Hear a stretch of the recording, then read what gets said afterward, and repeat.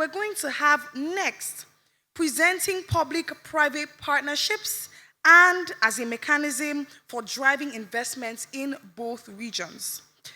And taking us further, he has already graced the stage earlier, is the Managing Director, Diamond Stripes Limited, Dr. George Nwangwu. Please, a round of applause for him. He's a legal expert specializing in corporate finance, public-private partnerships, and commercial law.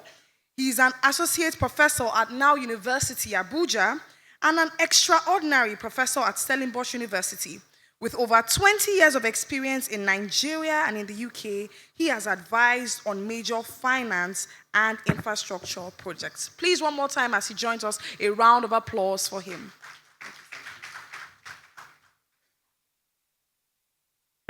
Thank you very much, and a very good afternoon to everyone. You heard this is my second missionary journey. I've been here before, so I'm making the second trip. Permit me to stand on the already established protocols.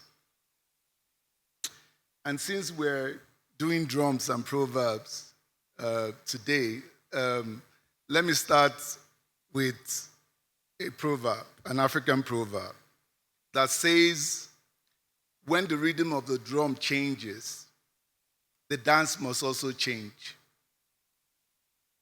So, for too long, the rhythm of financing in Africa and the Caribbean has been dictated by debt, concessional finance, and foreign aid. These traditional models, whilst offering temporary relief, have too often left us burdened with unsustainable obligations, economic distress, and an inability to drive our own developmental agendas. But the world is changing. There are global economic shifts, climate challenges, and the increasing volatility of financial markets. And this demand that we change our dance. We must rethink how we finance our future, how we build our roads, how we build our ports, energy grids, digital infrastructure. All of these will determine our economic destiny. Public-private partnerships offer us this new rhythm, a new model, and a new opportunity. Across the world, PPPs are proven to be a very powerful mechanism for mobilizing private capital, driving efficiency, and ensuring long-term sustainability in infrastructure development. Yet, in both Africa and the Caribbean, PPPs have been largely underutilized.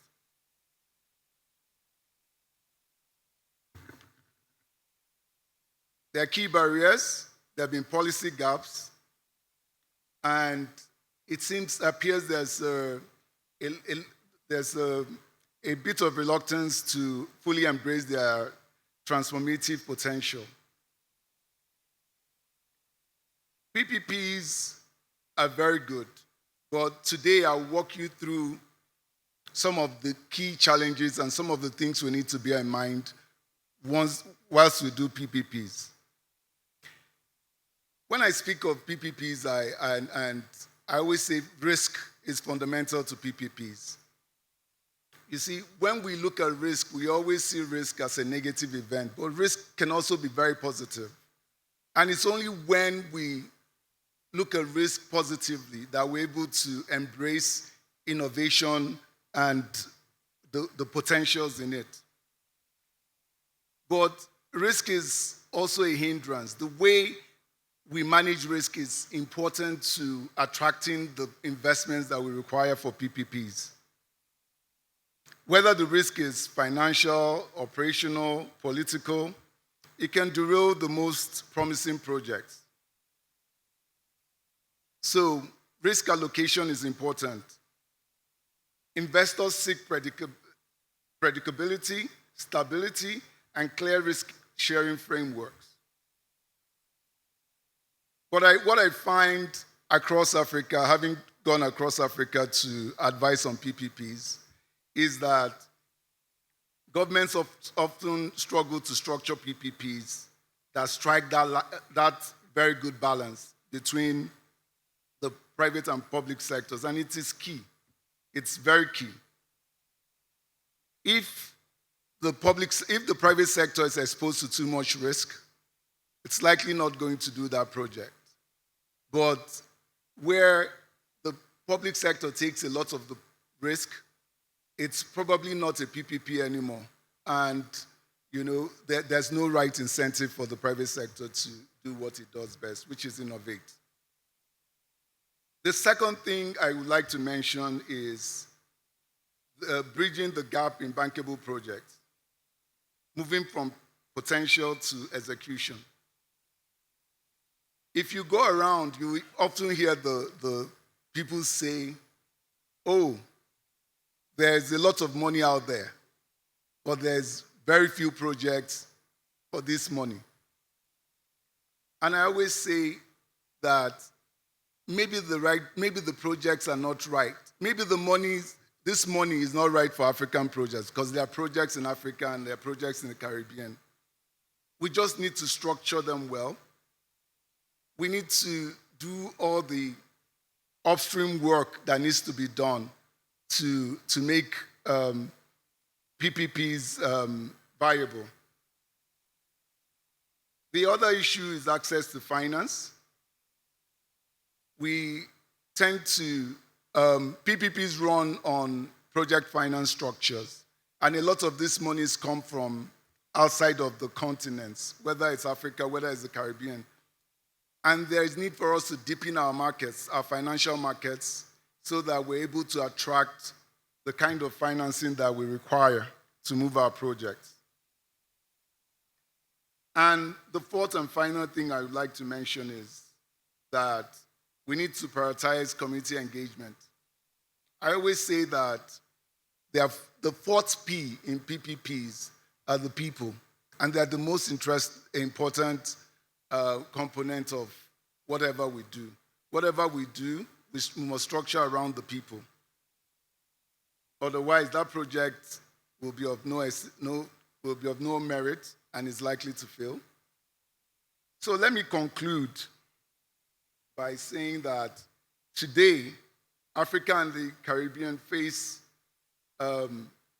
serious infrastructure financing gaps. For Africa, it's over $100 billion per year. And the government alone can never close this gap. We need to bring in the private sector. The Caribbean in particular needs climate resilient infrastructure, and that will cost money. To achieve this, we need to embrace PPPs. The reality is clear. If we are to break free from the cycles of underdevelopment, we must unlock the power of partnerships.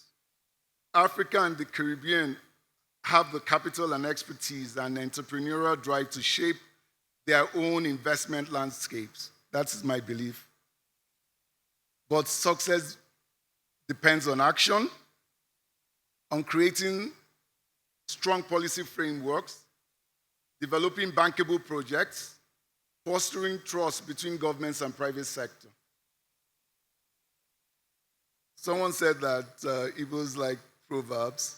Africans like proverbs. So I will end with another proverb. This one is Ghanaian, actually.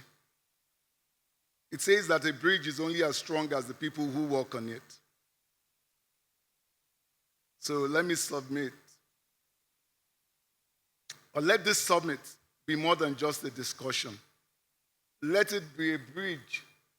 That's our whatever. Let it be a bridge towards the future where Africa and the Caribbean take full ownership of their economic destinies. Let us seize this moment to move beyond dependency and towards prosperity, not as individual nations, but as a united front for investment, innovation, and shared growth. My dear friends, the drumbeat of change is sounding. The question is, will we change our dance? Thank you very much.